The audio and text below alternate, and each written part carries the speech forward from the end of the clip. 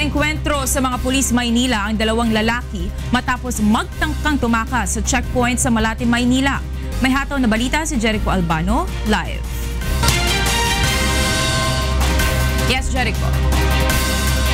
Good morning, Monica. Dead on arrival sa ospital ng Maynila ang dalawang sakay ng motorsiklo matapos makaengkwentro ng mga pulis sa isang checkpoint sa Adriatico Street sa Malate, Maynila kagabi. Nagtangkaw manong takasan ng mga ito ang checkpoint at biglang pinaputukan ng mga pulis sa naturang checkpoint.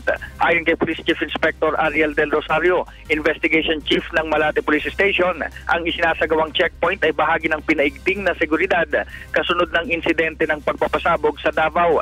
Imbes umanong huminto ay hindi pinansin ng dalawa ang naturang checkpoint.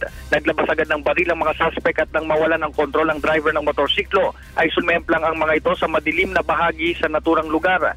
Doon na napilitang pagbabarili ng mga pulis ang dalawa na sakay ng kulay pulang motorsiklo na may plakang ND52424. Napagalamang isa sa mga suspect ay isang pulis na si PO2 Manuel Fuentes habang kinilala naman ang kasama nito na si Alexander Escobar. Na-recover sa crime scene ng 9mm at 38 na kalibre ng baril na ginamit ng mga suspect. Umapela naman ngayon ang kooperasyon ng mga otoridad sa mga motorista na huwag babaliwalain ang kanilang isinasagawang checkpoint.